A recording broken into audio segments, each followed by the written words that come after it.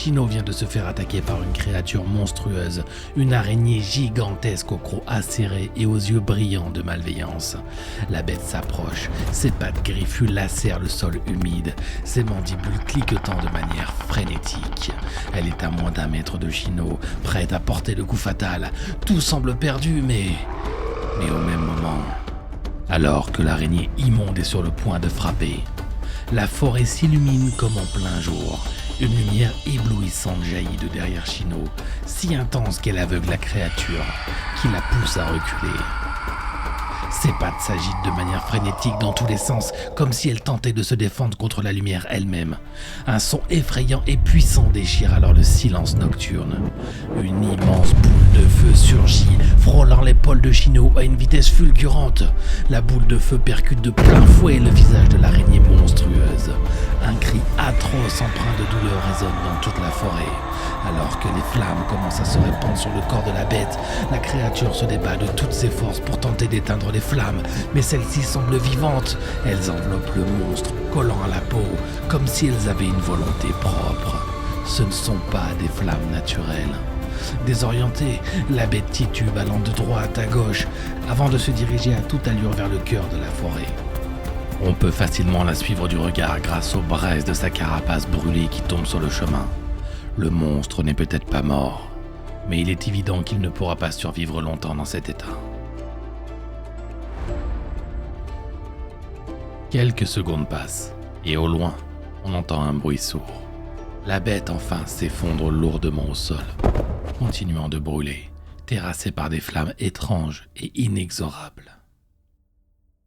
Le silence retombe petit à petit, seulement perturbé par le crépitement des flammes et le souffle rauque de Shino, encore sous le choc de cette rencontre effroyable.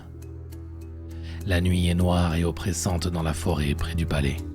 Les arbres imposants et les broussailles épaisses créent une atmosphère étouffante.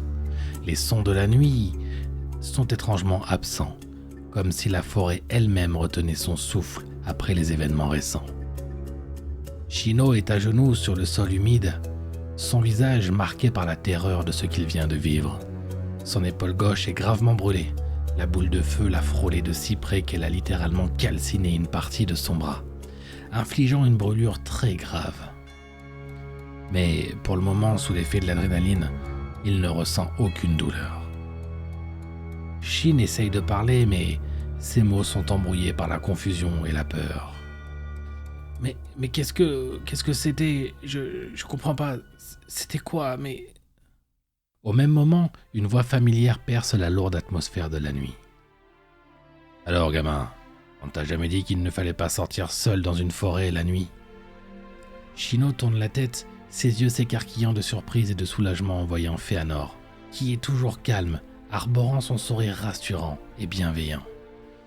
« Féanor, c'est vous qui... Mais qu'est-ce qui s'est passé ? C'était quoi ce truc ? Mais... Et puis vous étiez évanoui, mais... Cette chose, c'était quoi ?» Féanor hoche lentement la tête, toujours avec ce sourire apaisant. « Shino, viens par là. J'ai besoin d'un peu d'aide. Mes forces me quittent et je ne peux pas encore marcher comme je le voudrais. » Sans réfléchir, Shino se précipite vers Féanor qui commence à tomber. Il le rattrape de justesse, sentant le poids de son mentor affaibli contre lui. « Merci, Shino. Rentrons au palais. Essayons de trouver une salle isolée. Il ne fait pas bon de rester ici avec ces monstres dans les parages. » Il s'enfonce plus profondément dans le palais, luttant contre les branches basses et les racines traîtresses qui ont envahi les lieux. Chaque ombre semble dissimuler une menace. Chaque bruit dans le palais amplifie leur angoisse. Après ce qui semble être une éternité, le grand hall de pierre résonne de leurs pas précipités. Et finalement, enfin, ils trouvent en hauteur un petit renfort parfait pour se poser et pouvoir se calmer. Une fois en sécurité, Shino se met à trembler de manière incontrôlable, répétant sans cesse la même question. Mais bon sang, c'était quoi ce truc ? Qu'est-ce que c'était que ce monstre ? C'était quoi ? Mais qu'est-ce que c'était ? Féanor, d'une voix rassurante, tente de calmer Shino. Allons, Shino, calme-toi. Tout est fini pour le moment. Ne te laisse pas envahir par la peur. Il est impossible de penser sainement dans cet état. Et pour le moment, nous avons besoin de réfléchir et de rester sur nos gardes. Après quelques minutes, Shino commence un petit peu à se calmer et Fëanor prend la parole. Dis-moi, Shin, j'ai besoin d'informations. Depuis quand ces choses rôdent autour de vos villages? Y a-t-il d'autres monstres de ce genre? Tu es complètement fou d'être sorti la nuit avec ces choses présentes ici.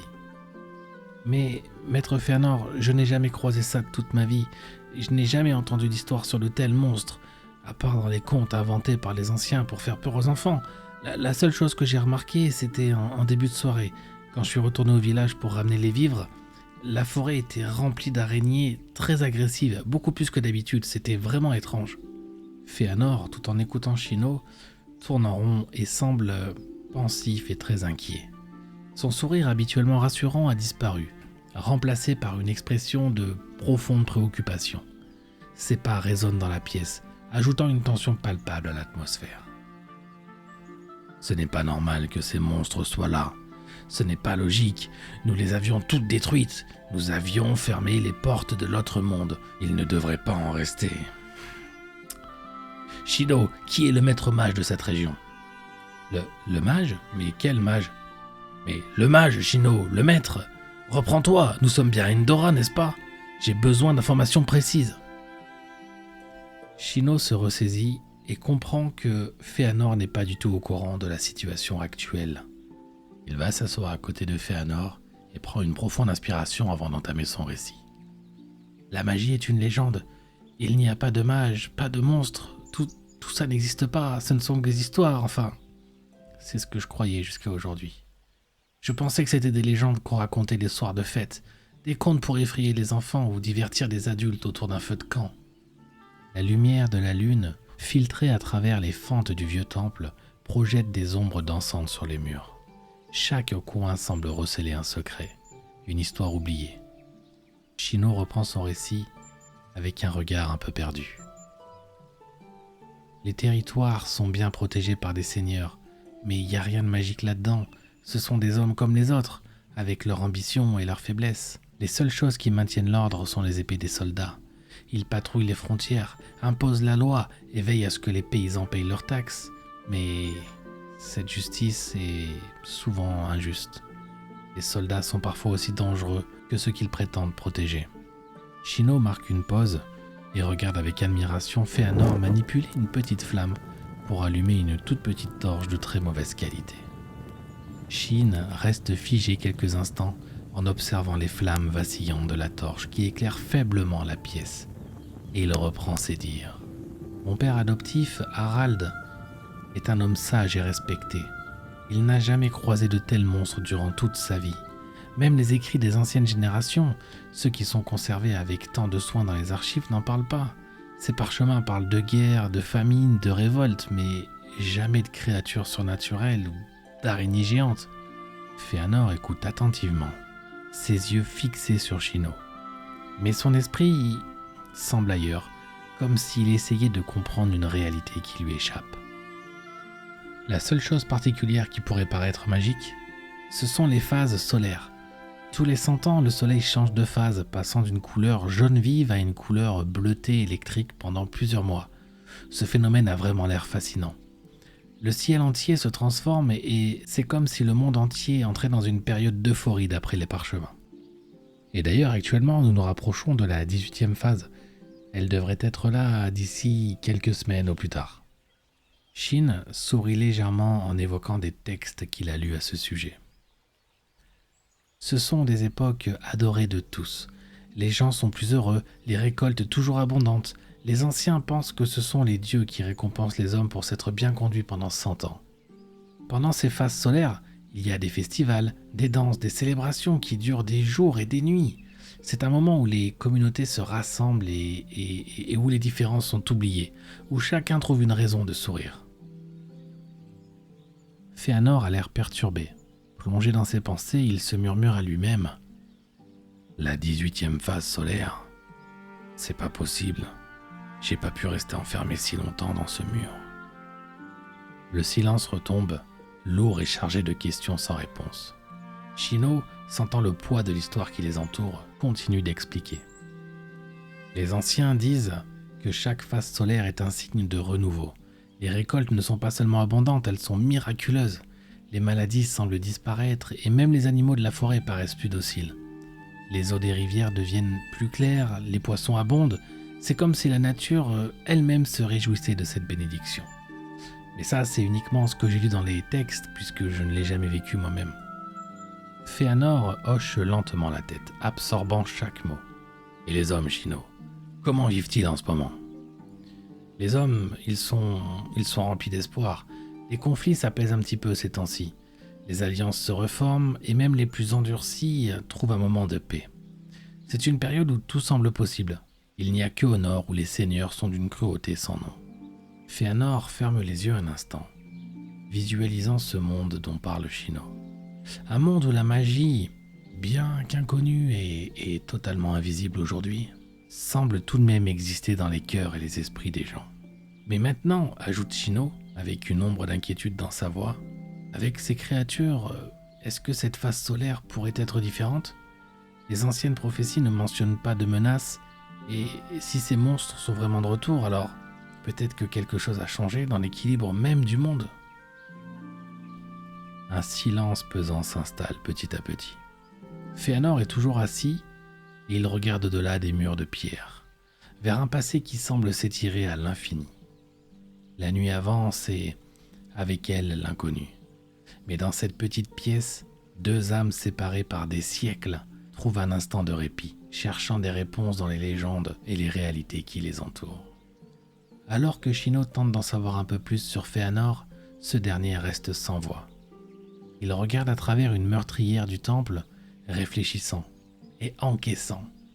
Fëanor comprend qu'il a été enfermé dans ce mur pendant plus de 1000 ans. Et cela implique que tous ceux qu'il connaissait, famille, amis, enfants, ne sont plus là. Le traumatisme de sa condamnation injuste est beaucoup trop présent. Et cela commence à se ressentir dans la pièce. On perçoit une lutte dans l'esprit de Fëanor. Une lutte pour ne pas sombrer dans la folie. Shin, lui, reste dans un silence religieux. Il regarde à travers une fenêtre opposée à celle de Fëanor, apercevant sa torche, celle qui lui a sauvé la vie tout à l'heure. Elle vient juste de s'éteindre, encore fumante. Il espère de toutes ses forces que le monstre qu'ils ont affronté ne soit juste qu'une seule anomalie, et non pas un présage des temps à venir. Après quelques longues minutes, Fëanor brise enfin le silence. « Shino, je suis désolé pour ton épaule. Tu as une vilaine brûlure. J'ai dévié, j'ai mal visé. Je suis pas aussi précis qu'avant et mes membres ne répondent pas comme je le voudrais. J'ai eu vraiment très peur en voyant mes flammes passer si près de toi. J'ai vraiment cru que j'allais te blesser beaucoup plus lourdement que ça. » Et c'est vrai. Shin, malgré ses efforts, ne parvient plus à cacher sa douleur. Elle devient de plus en plus vive. Mais pourtant, il répond à Fëanor avec un tout petit sourire. « C'est rien, maître Fëanor. Je préfère 1000 fois cette brûlure plutôt que d'avoir été dévoré par l'araignée. » Fëanor se lève et s'approche de Shino, examinant la blessure avec une attention méticuleuse. Bien qu'encore affaibli, il se sent capable de soigner cette brûlure. En tant que mage de feu, il possède également la capacité d'apaiser et de soigner les brûlures causées par les flammes, même si ce n'est pas sa spécialité. Le pyromage observe la brûlure, place ses paumes de main à quelques millimètres de la peau brûlée et commence à murmurer une incantation étrange. Flammadente, d'Averna Flamma, Atana, Vita. Une lueur blanche enveloppe la brûlure, créant un nuage blanc autour des mains de Fëanor. Petit à petit, la blessure disparaît et la peau de Shin commence à retrouver son apparence d'origine. Le nuage se dissipe, laissant une blessure partiellement guérie, juste assez pour que la douleur disparaisse. Alors que Fëanor s'apprête à dire à Shino que c'est fini, il se redresse brusquement, reculant de quelques pas, effrayé, presque terrifié.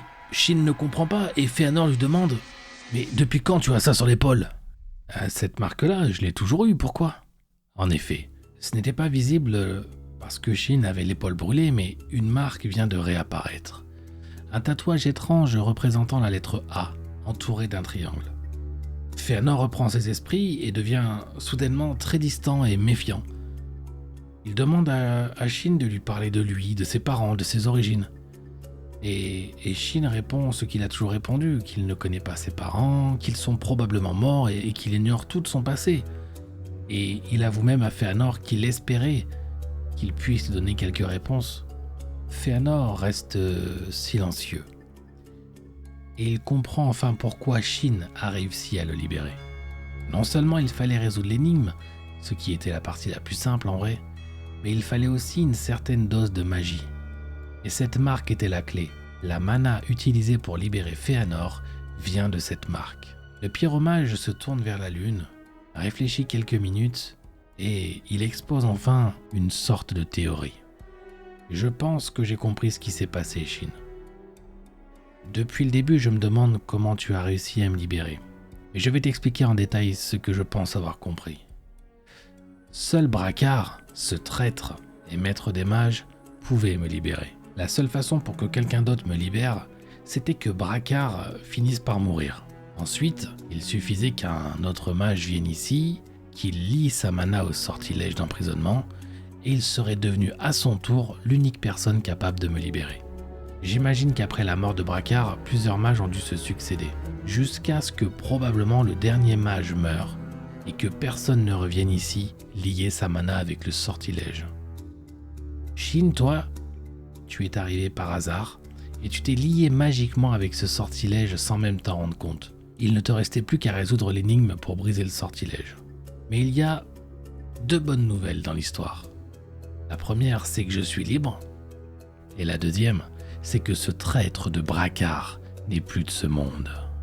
Shin, l'esprit un peu perturbé, peine à tout comprendre. Il comprend que la magie existe réellement. Et il possède une certaine mana en lui. Est-ce seulement à travers la marque ou est-ce que lui-même produit de la mana? Fëanor reprend petit à petit son sourire rassurant et il explique à Shino. Cette marque, Shino, c'est celle d'Icar. Un puissant mage. Je n'ai pas le temps de t'expliquer toute l'histoire. Et à ce moment-là, il devient clair que Fëanor ne dit pas toute la vérité à Shin. Il cache beaucoup de choses à propos de cette marque. Shin, j'ai une question très importante. Est-ce que tu me fais confiance? Shin répond sans aucune hésitation que oui, il fait confiance à Fëanor. Fëanor s'approche de lui et lui demande de ne pas bouger. Il prend la dague de Shin et s'entaille péniblement la paume de la main. Avec son sang, il entoure la marque d'Icar de 2 cercles et commence à réciter à haute voix une incantation presque démoniaque. La lumière vacille dans la pièce et le vent se lève. Les 2 cercles se mettent à briller violemment. Puis tout se calme. Les 2 cercles sont maintenant devenus d'un noir profond. Fëanor ne dit rien, mais Shin en est certain.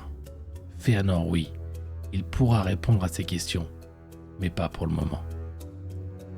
Quelle est donc cette marque? Pourquoi Fëanor cache la vérité à Shin? Pour le savoir, ne loupez pas le prochain épisode d'Endora.